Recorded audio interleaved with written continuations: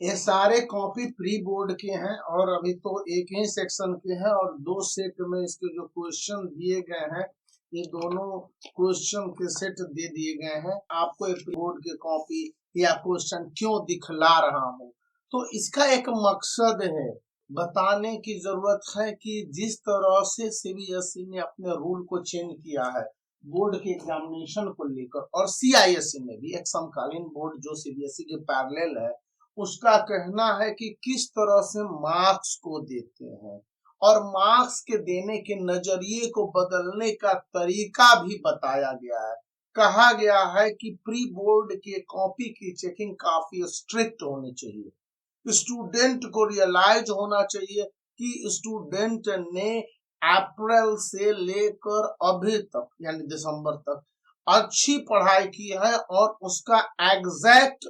Evaluation मतलब कि मूल्यांकन होना चाहिए।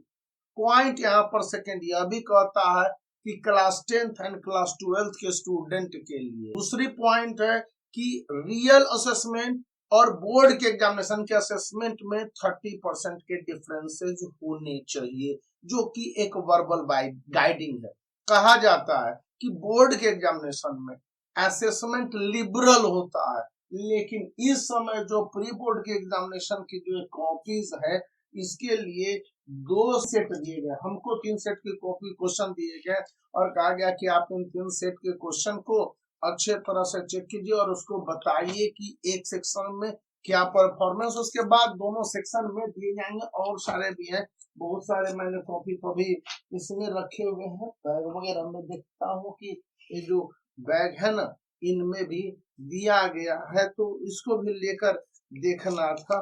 कि जिस तरह से यहाँ पर है, इधर देखिए एक सेट पड़ा हुआ इधर है। तो कहने का मतलब है कि स्टूडेंट के लिए असेसमेंट फॉर्मूला को बदला गया है, यानी कि मार्किंग जो करने के तरीके हैं और स्टूडेंट को किस तरह से सही मामले में मार्क्स को देना है। अब स्टूडेंट को पास और फेल करने से मतलब नहीं है, एग्जैक्ट नंबर कितने आने हैं, किन किन उसकी ग्रे क्राइटेरिया और ग्रे एरिया है जहां पर कि स्टूडेंट को वर्कआउट करने की जरूरत है।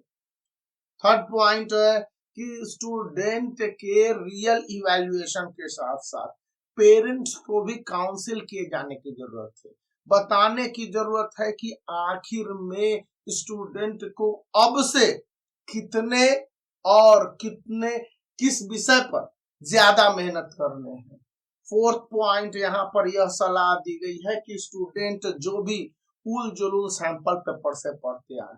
अक्सर स्टूडेंट के अपने मन के सैंपल पेपर होते हैं और उन्हीं से वो पढ़ते हैं, तो क्या वे सही है। और इसी तरह से आपने देखे होंगे, मैं एक साइंस का सैंपल पेपर देख रहा था कि यहाँ पर किस तरह से इस सैंपल पेपर में बताया गया है क्वेश्चन के इंस्ट्रक्शन और इसको लेकर इंपॉर्टेंट चैप्टर्स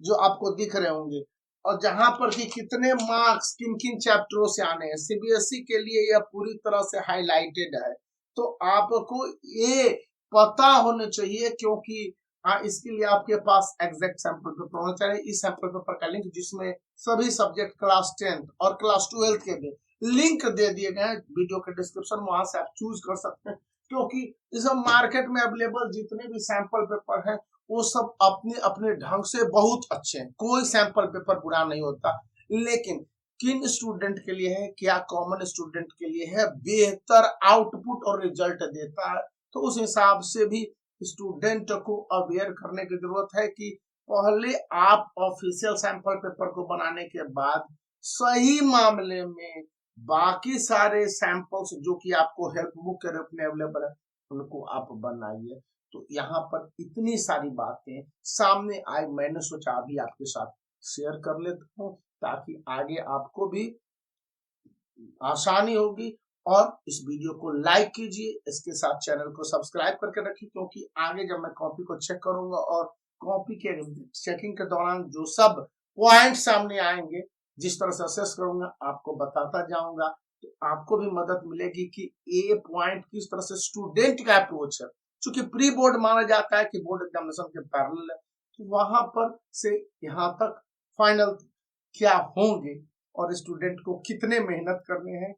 क्योंकि एक स्टूडेंट जो गलती करता है आमतौर पर जनरल स्टूडेंट वही गलती करते हैं, तो उनको सुधारने की जरूरत है। Bye for now. बने रहिए, वीडियो को लाइक करने के साथ चैनल को सब्सक्राइब करके रखिए।